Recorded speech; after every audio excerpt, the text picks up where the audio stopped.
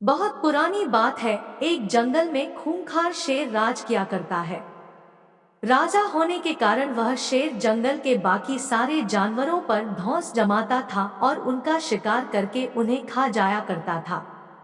कई बार वह एक या दो नहीं बल्कि कई जानवरों को मार दिया करता था। इस बात से जंगल के सभी जानवर बहुत परेशान थे। उन्हें डर लगता था कि इस तरह एक दिन शेर जंगल के सारे जानवरों को खा जाएगा। इस बात का हल निकालने के लिए सभी जानवरों ने फैसला किया कि वो जाकर शेर से बात करेंगे और उसे समझाने की कोशिश करेंगे। इस फैसले के बाद हिम्मत करके दूसरे दिन सभी जानवर शेर के पास गए। शेर अपनी गुफा में आराम कर रहा था। उन सभी के आने के कारण उसकी नींद खुल गई। उन सभी को एक साथ देखकर शेर गुस्से से बोला, तुम सभी एक साथ यहाँ क्या कर रहे हो? मैंने कोई दावत रखी है क्या? इस बात पर जानवर दल का सरदार बोला, महाराज, हम सभी यहाँ आपसे एक विनती करने आए हैं। दरअसल आप जब भी शिकार पर निकलते हैं तो एक साथ कई जानवर मार देते हैं, जिनमें से कई को आप खा भी नहीं पाते। आपके ऐसा करने से हमारी संख्या कम होती जा रही है और आपकी प्रजा छोटी होती जा रही है। अगर यूं ही चलता रहा तो एक दिन आपके राज्य में एक भी जानवर नहीं बचेगा और जब प्रजा ही नहीं होगी तो राजा भला किस पर राज करेगा?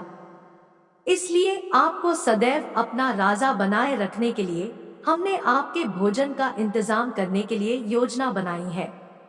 हमारा सुझाव यह है कि आप शिकार पर न निकला करें, बल्कि हम खुद रोज एक जानवर आपकी गुफा में भेज दिया करेंगे।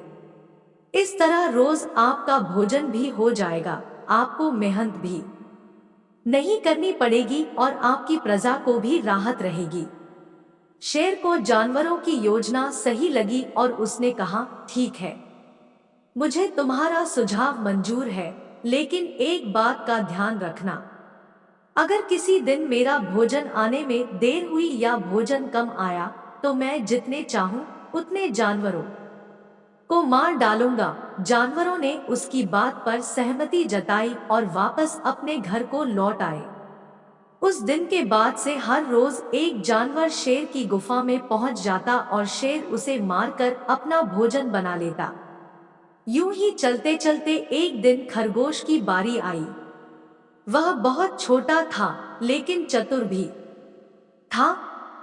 उसने सोचा कि रोज शेर के हाथों एक जानवर मारा जाता है, यह तो गलत है। इस परेशानी का समाधान करने के लिए कोई चाल चलनी पड़ेगी। तभी उसके दिमाग में एक आइडिया आया। वह धीरे धीरे घूमता फिरता शेर की गुफा तक पहुंचा। वहां पहुंचकर उसने देखा कि शेर गुस्से से आग बबूला हो रखा है। शेर ने जैसे ही खरगोश को देखा, उसका गुस्सा बढ़ गया और वह दहाड़ कर बोला, तुम जरा से खरगोश मेरा पेट भरने आए हो और ऊपर से इतनी देरी से आए हो। पता है मुझे कितनी जोर से भूख लगी है। कहाँ मर गए थे और तुमसे मेरा पेट कैसे भरेगा?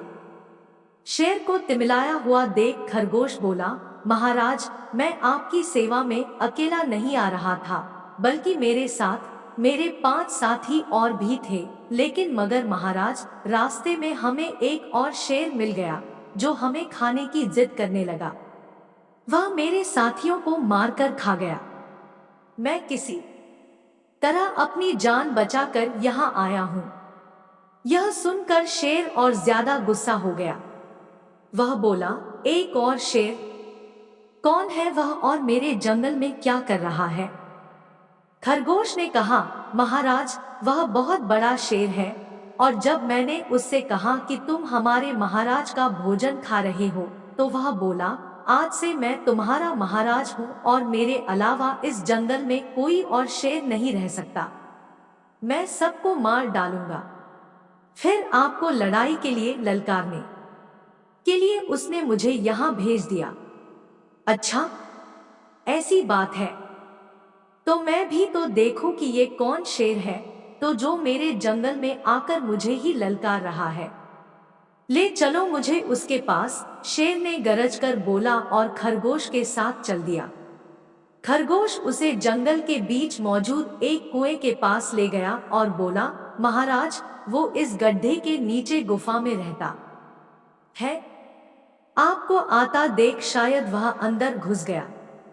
दूसरे शेर को देखने के लिए जैसे ही शेर ने कुएं में झांका तो उसे अपनी परछाई दिखी और उसने समझा कि वह दूसरा शेर है।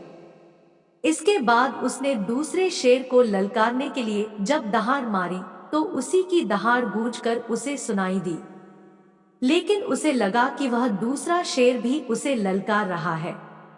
बस इतने में शेर को गुस्सा आया और उसने कुएं में छलांग लगा दी। छलांग लगाते ही शेर कुएं की दीवार से टकराया और पानी में गिरकर मर गया। यह खबर जब जंगल के बाकी जानवरों को मिली तो सारे बहुत खुश हुए और खरगोश की जय जयकार करने लगे। कहानी से सीख। बच्चों, इस कहानी से हमें यह सीख मिलती है कि मुश्किल से मुश्किल परिस्थिति में भी दिमाग शांत रखने से हर कठिनाई को आसानी से सुलझाया जा सकता है।